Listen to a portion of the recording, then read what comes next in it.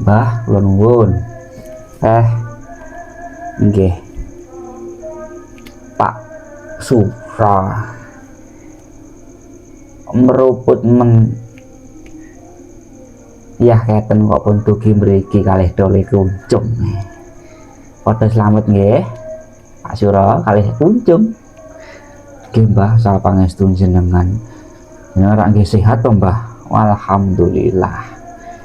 Kunjunge pun sekolah apa dereng? Pun Mbah, pun sekolah kula. Oh iya gede. Ya nuwun sewu, iki wau pindah silaturahmi Pak Kabul. Ben kalipun badhe nyuwukaken kuncung kula niku. Lah kuncung kenapa kok disuwuk? Kenapa? Kenapa Cung? Jajan delok bathukmu Cung. Dengkluk. Wong ora panas kok disuwukke. Kenapa? Mboten masalah Mbah. Anget awak niku mboten. Lah terus apa-apa. Niki lho Mbah, kuncung niku mboten purun poso. Ngoten lho. Ora gelem poso. Nggih Mbah, pripun? Lho. Lah sadurung-durunge ya urung tau poso. Nggih dereng lho Mbah, wangel kok kula kon poso. Pripun? Tole kuncung cah bagus. Nggih Mbah dalem. Lah wong anakmu ki pinter basa lho Pak. Ya masa ya ora gelem poso. Kenapa tole kok ora gelem poso?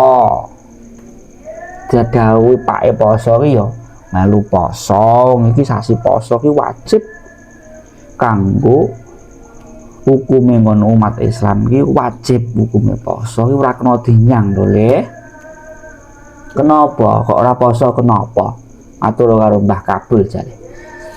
Lah wong pake mboten poso lho Mbah. Walah dalah Pak Sura. Nggih Mbah, pripun? Bocah cilik kuwi ora sah perlu kok kandhani. Ngono ya. Ora sah perlu kok kandhani kok omongi. Ning bocah cilik kuwi perlu contoh. Ngono. Perlu contoh. Pak Sura tumindake apik ning omah ora tau misuh.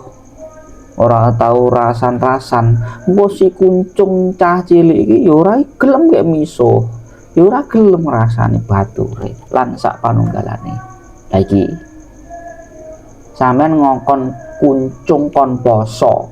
Tapi sampean ora poso. Tangeh lamun sing ditirokne iki bapakne kok.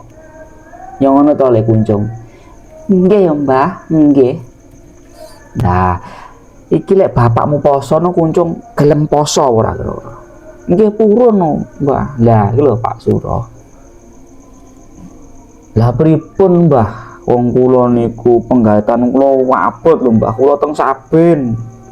Wis enjing teng Saben. Mikul karo luku, matun. Walah tua panas sing ngeter lho Mbah teng Saben. Ora urusan poso ora kena dinyang. Terus alasanmu alasane cara gaul ora logis ngono. Mangsio abot maupune drep sing abote kaya ngono. Diniati sahur, diniati poso ngono. Jare para yai ulama kudu diniati poso, kudu sahur. Lah engko perkara teko tengah dalan geblak ora kuat lah kuwi wis niat poso.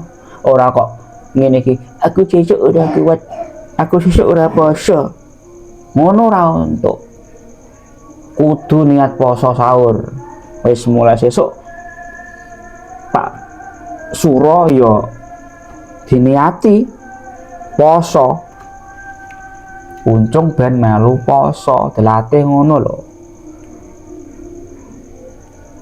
Oh nggih Mbah. Nggih benjing insyaallah kula poso. Ya traweh tapi, ya traweh Mbah, tapi mboten poso. Lah dalah. Ya wis mulai sesuk anake ya diwarai ben gelem poso ya nggih Pak Suro nggih. Ki Mbah matur suwun nggih ya Cung. Poso nggih. Nggih Mbah. Nggih poso.